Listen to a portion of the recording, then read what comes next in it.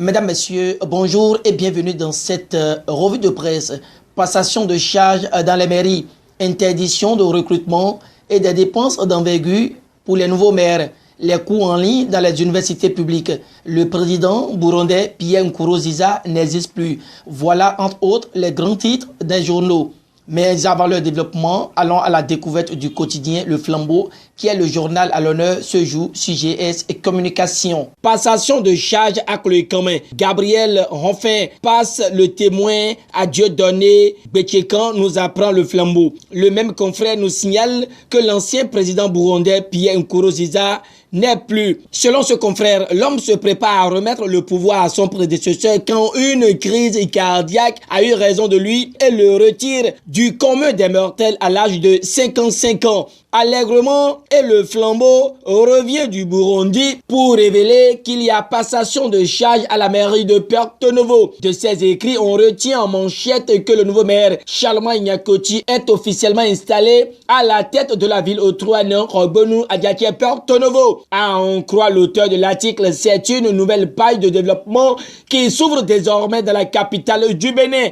Un tour à Adjoum, nous sommes dans la vallée de Lomé et le journal à l'honneur répond que François Zanoubo est le nouveau édile de la commune. C'est avec son titre afférent au conseil communal de Dengo que Le Flambeau nous force campagne. Mais avant, il étale que le conseiller François Nouati, alias Famassou, est le nouveau chef d'arrondissement de Kessounou. Quittant Le Flambeau, c'est le matinal qui s'installe et nous informe sur les prouesses de Charles Toko après les 4 années de gestion à Parakou. À en croire le défi d'une génération, Aboubaka Yaya, le nouveau maire de la cité des Kobourou, a devant lui un bilan qui force l'admiration. À Cotonou, Luc Setondia Atroko prend les rênes de la mairie, confie le télégramme présent à la passation de charge hier entre le maire sortant et l'entrant. Avec la photo de Luc Setondia Atroko, le journal de Etienne Reçu donne l'étude de l'intégralité de son message de remerciement à Dieu, au chef de l'État, le président Patrice Talon, et aux dirigeants de l'Union progressiste qui lui ont fait confiance.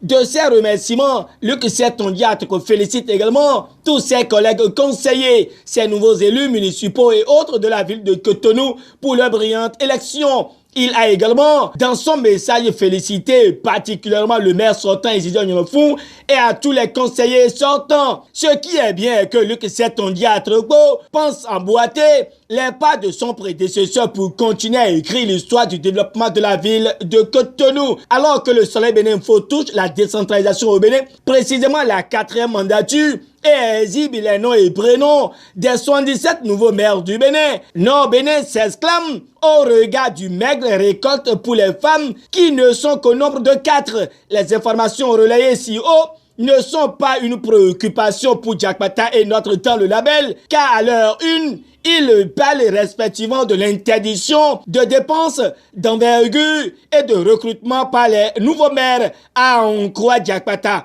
L'administration centrale veille au grain et dit non à la gabégie, la corruption et à la concussion dans les communes. L'administration Talon opte pour une gestion saine des mairies, rallonge Notre Temps le label. L'autre chose dans cette revue de presse est relative aux cours en ligne dans les universités publiques. Ici, la nation prend la tête et livre les innovations de la plateforme e-learning. Plus précis, le Soleil Bénin Info confie que le gouvernement situe et oriente les étudiants au sujet de la polémique autour de la plateforme e-learning créée au profit des universités publiques.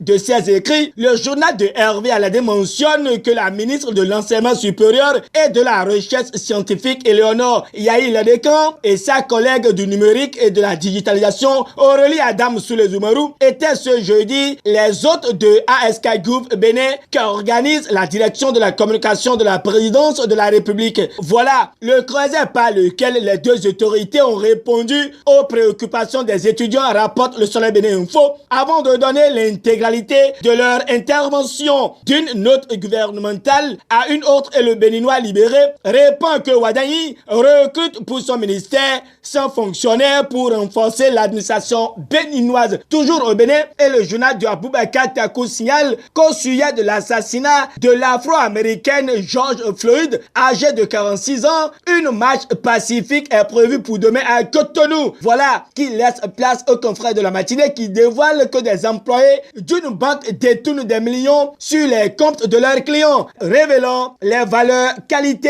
et mieux la compétence qui régissent ces conseillers financiers. Le confrère de la matinée fustige ces agissements et condamne les contrôleurs, les chefs hiérarchiques, les chefs d'agence et voudrait savoir s'ils sont des complices. Terminons cette revue de presse avec la mort du président burundais Pierre Nkurunziza à quelques jours de la passation de charges. Affecté, le président Patrice Talon réagit au décès et présente ses condoléances aux Burundais. Mesdames, Messieurs, c'est sur cette note du journal Le Routier que se referme cette revue de presse que je vous remercie d'avoir suivi. Merci de votre fidélité à nos rendez-vous quotidiens. Au revoir et à demain.